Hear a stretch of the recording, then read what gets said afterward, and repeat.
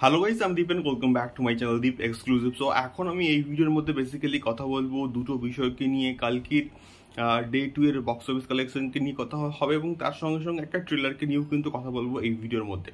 তো প্রথমে যদি আসি কালকি 2898 এডির ডে 2 এর বক্স অফিস কালেকশনকে নিয়ে। সো প্রথম দিন সাউথ ইন্ডাস্ট্রিতে কালকি কিন্তু জাস্ট দামামা বাজিয়েছে, মানে একটা ভয়ঙ্কর লেভেলের ওপেনিং কিন্তু নিয়েছে এবং ওয়ার্ল্ড ওয়াইড প্রায় 200 কোটির কাছাকাছি, প্রায় 190 করোড় প্লাস কিন্তু কালেকশনস করে ফেলেছে world wide on the day 1।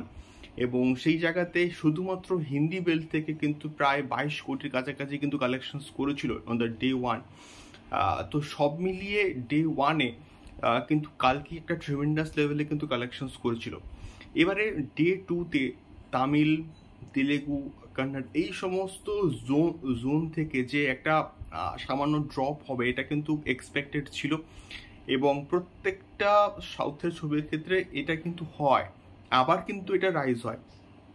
তো এই ড্রপটা কিন্তু সাউথের ক্ষেত্রে আমরা দেখতে পেয়েছি এবং তার সঙ্গে সঙ্গে হচ্ছে আমাদের হিন্দি বেল্ট থেকেও কিন্তু খুবই সামান্য একটা ড্রপ হয়েছে এবং হিন্দি বেল্টে যত দিন যাবে, যত উইকেন্ড কাছাকাছি আসবে, তত সেই ড্রপটা কিন্তু মানে কমবে। মানে ইন টার্মস অফ ড্রপ আমি বলবো যে 5 to 6% মতো কিন্তু ড্রপ হয়েছে এবং ডে 2-তে হিন্দি বেল্ট থেকে কিন্তু কালকে প্রায় 22 কোটির কাছাকাছি কিন্তু মোটামুটি as is usual same on the day 1 এবং ডে 2 এর কালেকশন কিন্তু প্রায় সেম কালেকশনস কিন্তু করেছে অন দ্য হিন্দি বেল্ট থেকে।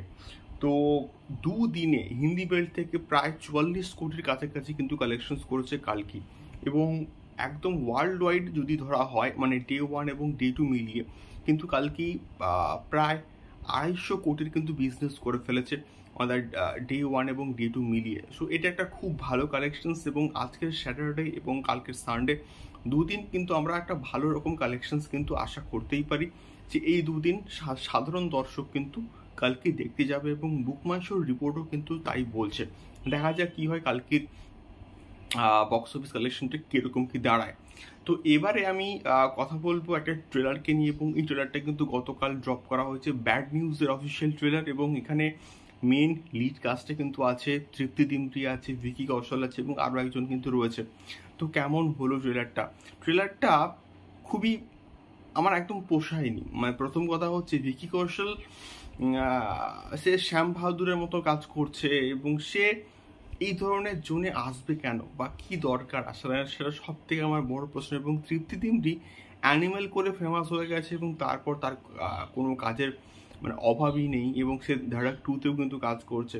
তো এই ধরনের কমেডি জনরার ছবি যেখানে আগেকার দিনের গান কন্টিনিউয়াসলি পুরো ট্রেলারটা জুড়ে ইউজ করা হয়েছে, সেইটা সত্যি বলতে আমার একদমই পোষায়নি প্রথম কথা। দ্বিতীয়ত হচ্ছে ভিকি কৌশল এখানে চেষ্টা করেছে এবং গল্পের মধ্যে খুব যে মানে ক্রিয়েটিভিটি আছে, নতুনত্ব আছে তাও কিন্তু নয়, গল্পের মধ্যে সেই রকম আমরা কিছু দেখতে পাচ্ছি না।